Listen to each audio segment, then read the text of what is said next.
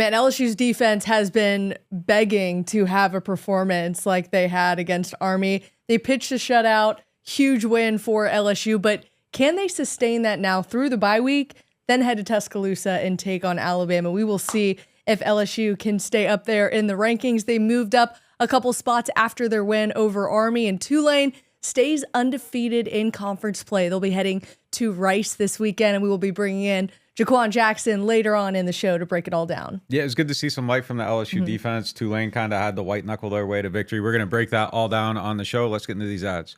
Are you ready to experience the magic of Mardi Gras in a whole new way? Welcome to UniqueNolaThrows.com, where they're reimagining the Mardi Gras throw tradition. At UniqueNolaThrows.com, they offer distinctive throws that serve not just as festive accessories, but as keepsakes to cherish beyond the Mardi Gras season. Their products are carefully curated to capture the Mardi Gras spirit in every detail, from light-up headbands that illuminate the night to vibrant scrunchies that add a pop of color to any ensemble. They're committed to keeping their throws affordable, making it easier for everyone to hold a piece of Mardi Gras magic in their hands. Because they believe that every throw counts, they want everyone to experience the joy of giving and receiving a unique and thoughtful throw. They invite you to join them in creating a new narrative for Mardi Gras. UniqueNolaThrows.com is a platform for everyone to express their love for Mardi Gras in a thoughtful manner. They're inspired by the happiness, the camaraderie, and the passion that Mardi Gras stirs in all of us. Visit Unique Nola Throws today to explore their fresh collection and find the perfect keepsakes for your next throw. What could be more thrilling than adding to the carnival atmosphere with items that will be cherished long after the parade?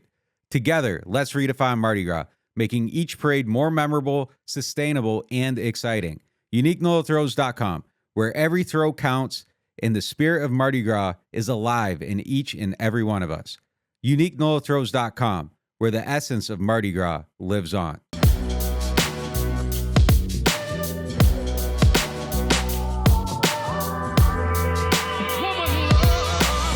LSU moved up 4 spots in the AP Top 25 poll to 15th after that blowout win at home. 62 shutout win over Army. Unbelievable. The defense kept them out of the end zone the entire game, which is huge for that group who, not just us, but everybody around the country has been heavily scrutinizing that defense, and rightly so. They really have struggled, and we've continued to talk about how good this offense is performing, but it's almost like they have a black spot on them because of what the defense has been doing to start this season. They really have struggled to figure it out, but maybe this was a step in the right direction. Did you see any changes that the LSU might be able to carry into the rest of the season? I think they kind of just took advantage of their opportunity a little bit. Yeah. And Army isn't really the team to test them. They didn't do much throwing the ball down the field. Like, there's some stuff you could look into and be like, whoa, they only had 3 passes against quarters coverage, and that's been the coverage that LSU's kind of been vulnerable in. But like, they just didn't really throw the ball enough in like a shockingly low amount of times in a 62-0 game. So I think the run defense kind of really showed up. They defended a lot of runs in quarters, so it wasn't like they were out of quarters. They just weren't throwing against it. So I think it was just executing a little bit better, having the right kind of opponent to kind of dominate a little bit. You saw, what LSU is versus kind of that type of opponent. But look, I thought guys took advantage of their opportunities. Andre Sam, I thought was really good. He took advantage of some stuff.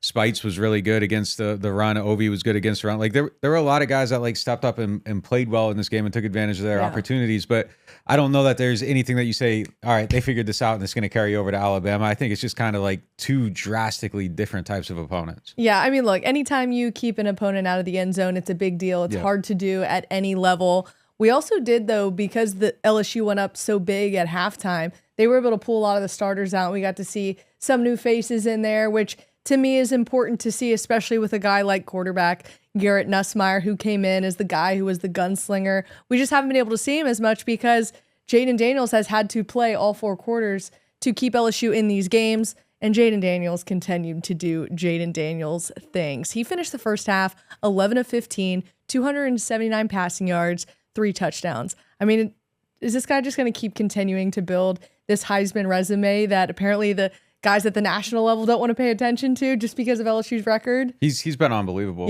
for sure. And I mean, this is just another one of those games, and you can only play who you're playing, and he did everything he needed to do against this type of opponent. Nussmeier, though, man, like that deep throw got me excited. Like the way he I mean, threw that's what it. he was known for, too. Yeah. It's just Unfortunately, he's been put in some bad spots. I don't know if you remember the LSU Ole Miss game when LSU played Ole Miss on the road a couple of years ago. Garrett Nussmeier was thrown in there, and it was kind of a bad. To me, it's like the Ian Book situation, right? Like, you never want to throw a guy out there who's a rookie or freshman into a situation where they're just not set up to win. Yeah, no doubt. But like that deep ball was, he didn't even wait for him. Like he saw it. He saw him get level with the DB and let it go. And he threw it so deep that he could kind of run onto it. Like a lot of guys, especially in college, you'll kind of like wait for your guy to pop open until you throw that ball. Like it's one throw, like granted, but like that one throw was as beautiful as anything you're going to see on a football field at any level. You kind of executed it perfectly. I mean, that was kind of an unbelievable moment. And it was exciting to see. I mean, Jayden Daniels is obviously the guy or whatever. And this was like months ago controversy, but that was a great throw by him, no doubt about it. Yeah, and we're going to get into the LSU-Alabama matchup after the bye week a little bit more with T-Bob, who unfortunately is on IR this week. Our thoughts are with him as he's dealing with a little bit of something. But just a quick look at this. Alabama has the SEC leader in sacks. Linebacker Dallas Turner with 8 sacks. To me, I want to see how Jayden Daniels kind of handles that pressure in his face from an Alabama defense. Look, you're going to Tuscaloosa. It's a night game. You can't say enough things about what LSU and Alabama means when they play at night and just when they play in general. To me, that's going to be the true test to see what does Jayden Daniels have. I even heard a lot of people this week talking about, look, we see him kind of as that pro-style quarterback, maybe a little bit at the college level, but do you think that could translate into the NFL? Jayden? Yeah. I mean, look, people are figuring out maybe how to the Saints? They might need a quarterback. People are like figuring out how to use different skill sets in the NFL, and people are more creative now. So like if you can run, you can throw, you can find a way to play. So yeah, I think there's stuff that he does that could translate to the league. I mean, you can't count anyone out anymore. I mean, like things have just evolved to the point that you want people that kind of have his skill set. So you get him with the right coach, like anybody can succeed. You just got to make sure you're in the right system and everything. So, but yeah, I mean, look, Alabama probably has like a down team this year, but it's just different when it's like your rival and you're on the road and all that stuff. So like it's definitely going to be a tough game for them. Great test. Want to see if this defense can hold up. Still have major questions. Look, Alabama only lost 1 game this year. They're 5-0 right now, I believe, in conference. They're undefeated right now in conference play. LSU has 2 losses, 1 to Florida State, 1 to Ole Miss. As we know, that Ole Miss game was just a flat out shootout. So we'll see what happens. LSU did beat Alabama in overtime last year at home, 32-31. I could see that game going like that in Tuscaloosa, but a couple of injury updates. A guy that you were highlighting the last time we were talking about LSU, Zy Alexander, it looks like he's going to be down for a couple of weeks, as well as Mekhi Wingo, who's dealing with a lower body injury. Brian Kelly spoke this week about that they are not practicing this week right now, so they'll kind of see what happens next week. But man, you hate to have those 2 guys out right now with a secondary who is still looking to prove something. Yeah, I mean, they need to figure out how to click in this game. I don't think they were tested enough to really show anything. I thought Zy Alexander had a good game against the run this week. So, I mean, yeah, maybe that's a loss for them. But I mean, a team that's trying to figure things out, you're taking guys out, like it's definitely a setback. So, you know, we'll kind of see how that progresses. But yeah, definitely a loss for LSU. Can't wait, though. Can't wait for that game. But again, T-Bob, we don't have him on the show this week. He will be back next week. Let's go ahead and get to the Tulane segment.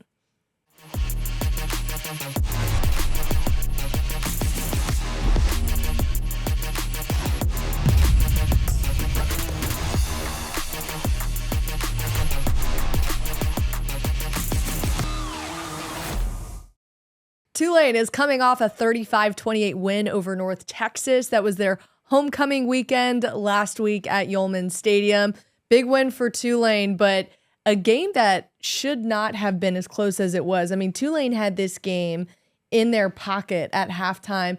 Then they let North Texas score 21 points in the third quarter. They tied up in the fourth, and Michael Pratt has to do Michael Pratt things at the end of the game for them to win. But man, giving up 426 yards of offense, poor tackling in the third quarter, letting the quarterback out of the pocket was an issue as well. And look, they're going up against a really talented quarterback this week now. I don't know if you remember Jayden Daniels used to be the starting quarterback at Georgia. I completely forgot when I saw the name. I was like, why does that look familiar? He is now the starting quarterback at Rice, which look, Rice is struggling this year. They're still trying to find their footing, but man, giving up over 400 yards of offense and really having to rely on the offense to come in at the end of the game. I mean, it should have never been that type of game. Yeah, 6 explosive plays, passing plays, Tulane gave up, all of them in the second half. Like that's how you end up letting a league go like this. Kind of a bad look not to close out the game. 3 penalties in the second half. Like they just kind of unraveled a little bit, and that can't be what you are if you're trying to be this team that's trying to run the conference. So I thought it was definitely a step in the wrong direction a little bit. Absolutely. I mean, they righted the ship, but a little bit troubling to kind of see how that game played out. Hey, credit to North Texas, because at halftime, North Texas, they had said going into the game they weren't going to settle for field goals because you can't kick field goals to beat a Tulane team. What a concept, as we've been talking about that in the NFL for the last few weeks. But you saw North Texas go for it on 4th down a lot of the times, sometimes not getting it. And I was just thinking like, oh my gosh, how do you not go for points there? But credit to them. They made it a game in the 3rd quarter. But Michael Pratt at the end of the game, look, he is a guy who does not have a brace or tape on that knee, which to me, I don't know what that medical staff was doing over the last few weeks. They were doing something right, because we really thought this guy was going to either be down, and if he were to get that knee hit again, or he'd be just dealing with immense pain for the rest of the season. So to see that Michael Pratt is doing well, look, threw for 15 of 21, 194 yards, 3 touchdowns on just 194 yards, to me is really impressive. Michael Pratt still finding a way to spread the ball around, because we saw him go to the tight end, Alex Bauman, twice for 2 touchdown throws. To me, to see that progression week to week is only going to get their offense closer to what they can be, because we've only really seen the Lawrence Keys, Jaquan Jackson running back. To get the tight ends in the mix now, to me, is impressive to see that this offense is still getting to what it's capable of now 7 weeks, 8 weeks into the season? Week 8, yeah. Look, the thing that was most impressive to me is like we talk about his toughness every single week. We do this. And the second 2 touchdowns, the first one, he's getting blasted off a guy coming off the edge, sees a pass rush coming in his face, stands in there, throws the ball, gets the pass off as he's getting hit, finds a receiver in the back of the end zone. And then the 3rd touchdown, guy coming up the middle, sees it, he's throwing to the left side, gets blasted as he's throwing it, still connects on the pass. And you're someone that's battled injuries, and you're standing in there, and you kind of have that courage just to kind of take the hit, make the throw. I mean, those are big time moments. I mean, the poise and toughness there is just kind of unbelievable. And that's what you needed to be able to win this game, because you're facing so much adversity, and then your quarterback just literally like stands in the face of adversity and makes the plays that you need to make to win the game. The numbers 194 isn't like a massive number, but like the way he manufactured his stat line, I thought was really, really impressive. Yeah, it was a productive 194. 3 touchdowns. I mean, 15 of 21. To me, Michael Pratt, it has a lot to do with his confidence. Like, he was asked this week, if you were a freshman having to make that play at the end of the game to keep and run it in for 19 yards, how would you have felt? He was like, I probably would have been a little bit more nervous, but he's a guy who's been in the system for 4 years. He actually had an opportunity to go to some big Power 5 schools after last season. He chose to stay with Willie Fritz at Tulane, and I think it has only benefited him staying, and maybe has developed a resume for him beyond college. We'll see after he graduates what the opportunities are, if it's practice squad or maybe he gets a shot in the NFL. We'll see. But a reason why they were so successful on offense, Mekhi Hughes showing up. This is a running back that we have been wanting to see more and more from him, and it seems like he just has continued to deliver.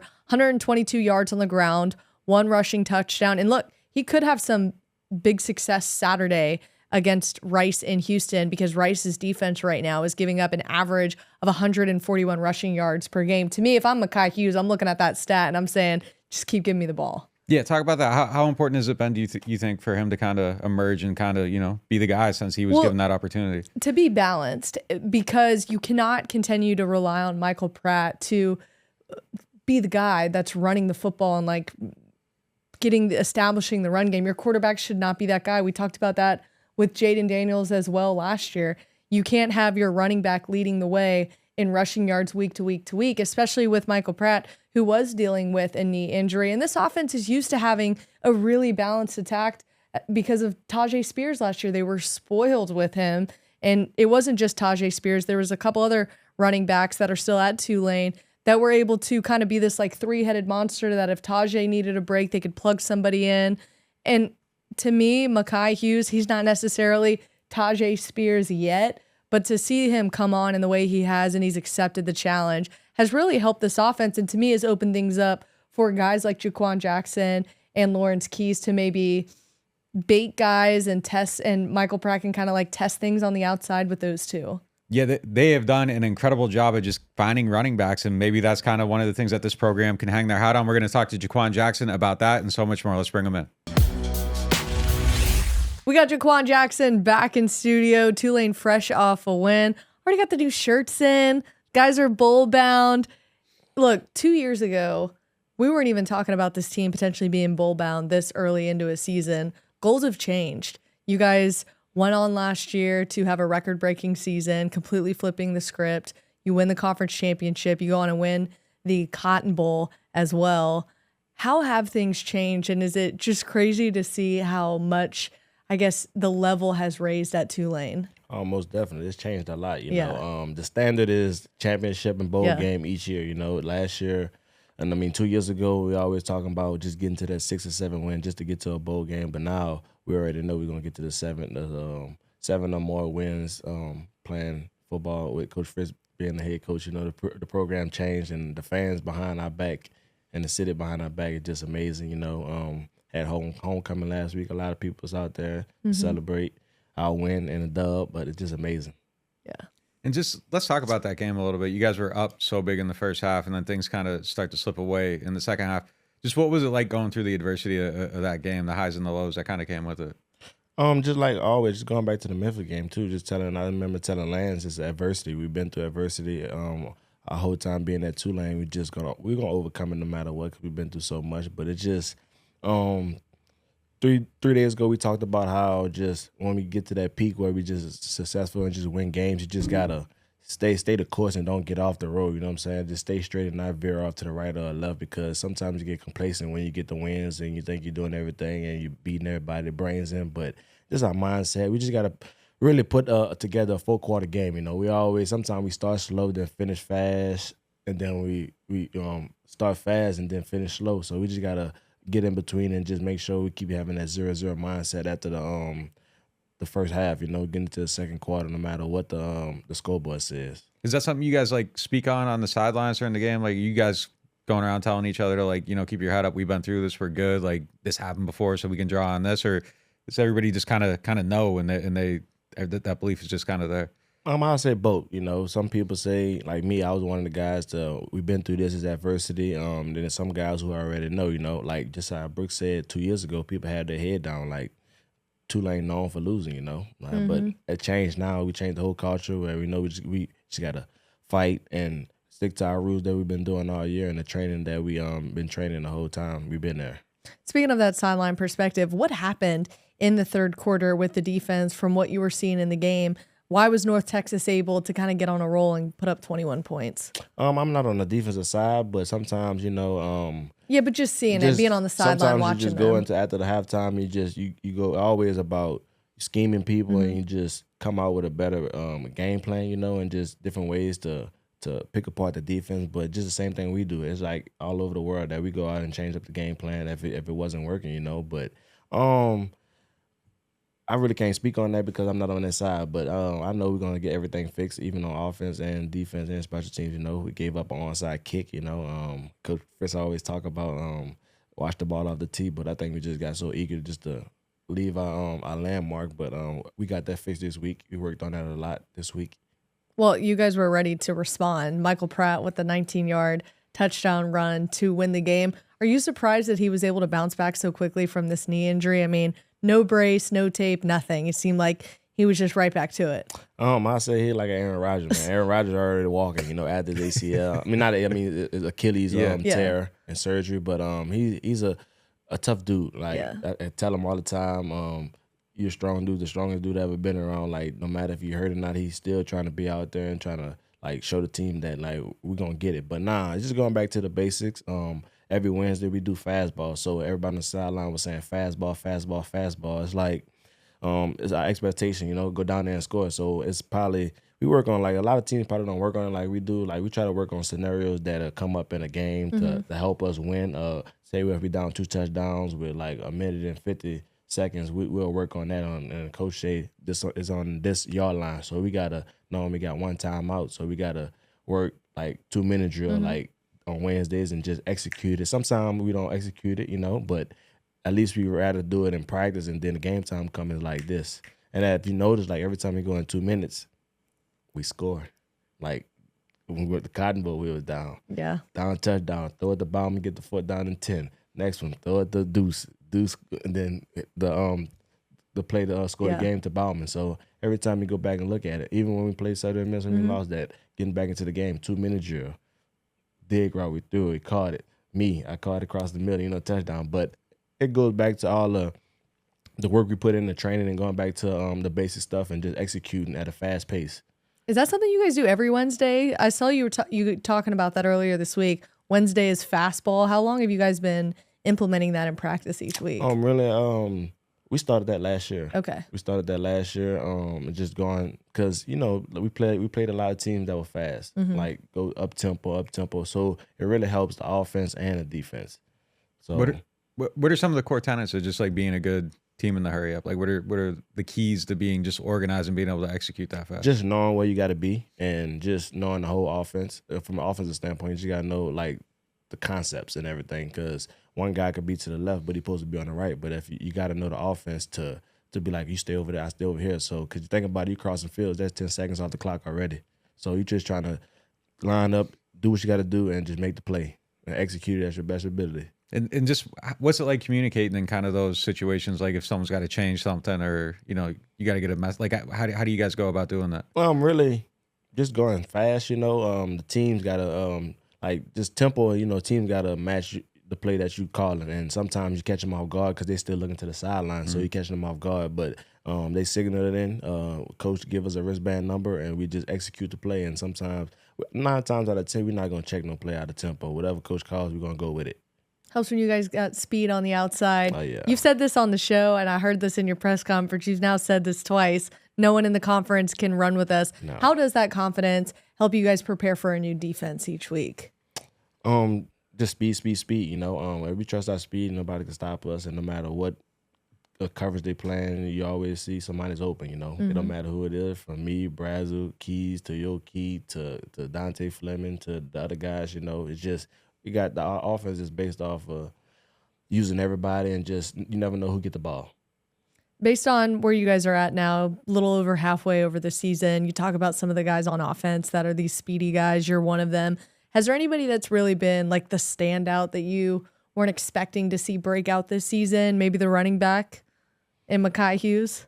Yep, Mekhi Hughes and Yoki Brown. Okay. You see that? Yoki Brown came a long way. He just getting adjusted to a new offense and getting the feeling of it. But man, he's exciting to watch. Man, he get busy with the ball, and he know how to make touchdowns and just make moves, and he blocks well. And Mekhi, he getting the hang of it too. Like he running the ball well and just doing what coach and them telling him to do. And it's amazing just watching them guys score a touchdown. Because man, I remember I was in that boat, and the guys who was veterans taking me under their wing, and just helping me get better, and I'm just doing the same thing with them guys. We don't know much actually about Keith Brown. Talk to us a little bit about what he's like off the football field.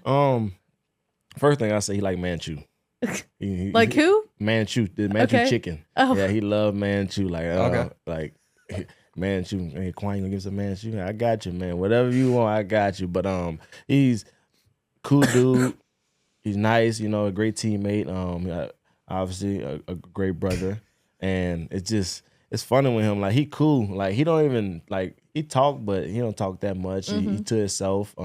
Like playing games, and he just a hard worker. He fast. He does everything right, and he just be him. You stay with some Manchu chicken? You're the hookup? Man, it's crazy. We had Manchu chicken last night. Our team, wide receiver meeting, we had Manchu.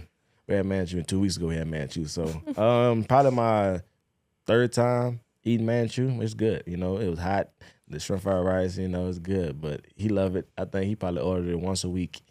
Damn. That's how much he loved it. I don't even know how to follow this up. So you mentioned Pratt before. Just kind of how much was his toughness needed in this game to kind of gut it out? Like he threw the 2 touchdowns, the second 2 touchdowns, he's getting hit both times he's throwing the ball. Just kind of like was that kind of key to keeping you guys in this game and making sure it didn't slip away? Is just kind of the way he plays and his toughness? Really the key was just going out there and execute, you know, as everything we talk about, just doing your 111. And it all starts with him, you know. He's the leader of the team, and then the way he go, we go, you know. But just like I say, he's a tough dude, and we needed that. Like, even though with the scramble to win the game, going down, in the fourth quarter with the last seconds going down, he didn't see nothing there, so he took it and ran it, you know. He's a great runner with the ball, as you can see. And I call him Lamar Jackson. He thinks he's fast, but I give it to him. Yeah, he can run a little bit, but that's my guy. It seems like this offense, though, is still kind of waiting for that breakout game. In your mind, what would a perfect game on offense look like to you? Really, it's football, and everything that's going to be perfect, you know. Yeah.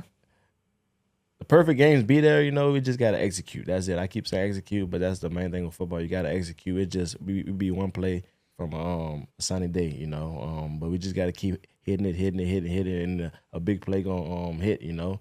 Just going back to that game, you know, we scored the touchdown, then we fumbled, gave it back, and think they scored, and then we scored again. But we just gotta eliminate all like the bad things. That's one of the things Coach Fritz talk about. Like, we gotta win a takeover battle. We gotta be the team that don't turn over and make them turn over the ball, you know. Because you putting the ball on the ground, you're jeopardizing our team, you know, and that's for everybody. The whole program knows that, and you know, you just gotta.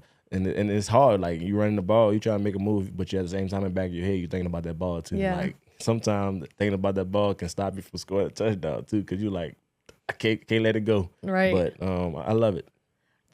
Before we get you out of here, quick thoughts on Rice and what you guys have seen from their defense so far this week. I'll say a great defense. The DB's great. They're disciplined. They're in a spot that they need to be. And when the coach needs them in that spot, they're gonna be in that spot. We just got to come at the game and just go out there and play football, Tulane football, and that's been physical, having an edge, effort, an attitude, and just making our blocks on the perimeter and run the ball well and great protection and go out there and get the dub. You know, it's always a great time just to go out there each and every week. And Coach always talk about just having you guarantee 12 opportunities. And this was gonna be our 8th opportunity in the season, and we gotta go out there and just not even in the standpoint where D-line coach Chapman came in last night was saying that it's not even on the 1-0 standpoint, you know, more. It's just like at that time, you know what I'm saying, when he was like talking to us, he talked to us every time he get done with his D-line meetings and be like just different motivational stuff. And he was like, this is not even about the 1-0. This is about just doing one play, being a great father, a great brother, great teammate, all of that, just doing you and just doing what you got to do and go and make the play. And it just, every time he come in there, you just get hyped and everything. It just excites you. Just no matter what his message is, it's great. And it's just everybody hyped up in the receiver room when he come in there. He say every time you're on the sideline and you see that ball, the only thing he do is just this. Somebody down there. Like, somebody down there gonna catch it. No matter who it is, he just love watching. He say, I love that ball. I just watch. But it's amazing. All right, Jaquan, any last thoughts on this matchup? Any predictions? Oh, no. The main thing, just go in there and get this win, man. It's going to be a great one. They're great on offense, but, you know, we work so hard just to beat Tulane football and just go out there and play Tulane football. Awesome. Coaches gave us a great game plan to go out there and execute, and we've been working hard all week. Awesome. Well, thanks so much for being back in the studio, Jaquan, and we'll see you next week. Tulane is at Rice this Saturday over in Houston. We'll see you guys next time. Thank you.